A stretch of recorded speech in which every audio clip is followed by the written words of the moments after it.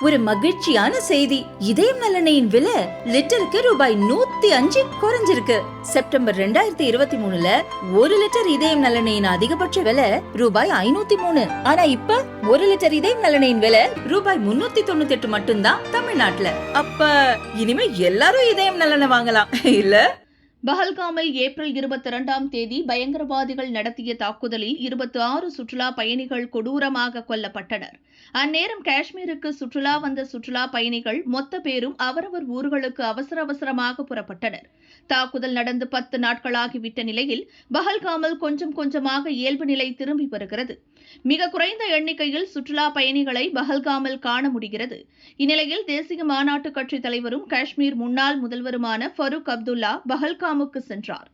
சுற்றுலா பயணிகளை சுட்ட பயங்கரவாதியிடம் இருந்து துப்பாக்கியை பிடுங்க முயன்று பயங்கரவாதிகளின் துப்பாக்கி குண்டுக்கு இரையான குதிரை சவாரி வீரன் சையத் ஆதில் உசைன் ஷா வீட்டுக்கு ஃபரூக் அப்துல்லா சென்று குடும்பத்தினருக்கு ஆறுதல் கூறினார்.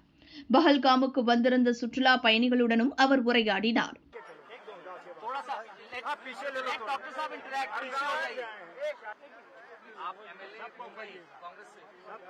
मैं एमएलए बॉम्बे शिवसेना उद्धव बाला ठाकरे वर्धा विधानसभा हारून खान डेलीगेशन भी बस यही पे करना आप लोग फिर नजदीक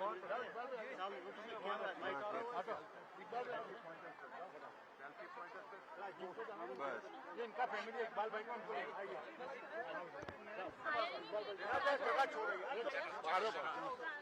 लो मेरा खींचो भाई एक फोटो खींचो ना एक फोटो खींचो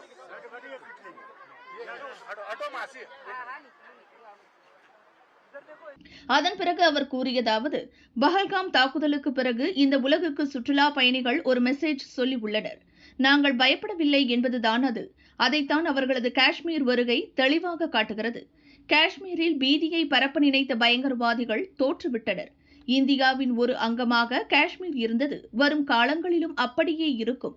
காஷ்மீரில் பயங்கரவாதம் தலைதூக்கி 35 ஆண்டுகளாகிவிட்டன.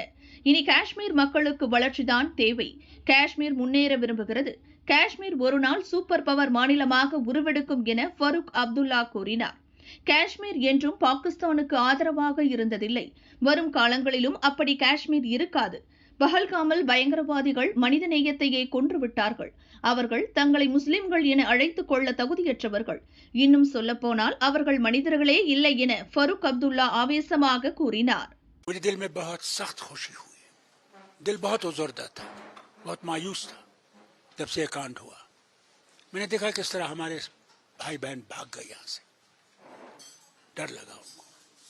मगर आज जब मैंने देखा इनको जो इस कांड के बाद भी आए हैं और उस प्रांत से भी आए हैं जहाँ पे लोग शहीद हो गए, यहाँ पे उन्हें बलिदान दिया, यहाँ पे वो आए और उनके बच्चे जब उन्होंने मुझसे कहा कि हमें डर नहीं है, बेटा तुम डरते हो? कहा बिल्कुल नहीं डरते, हम यहाँ हैं, हम दिखाना चाहते हैं अपने यहाँ भाइयों को, बहनों को, माताओं के हम तुम्हारे साथ हैं।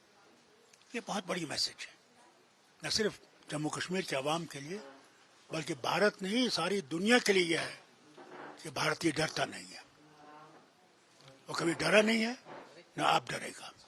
इन चीजों से घबराइएगा नहीं।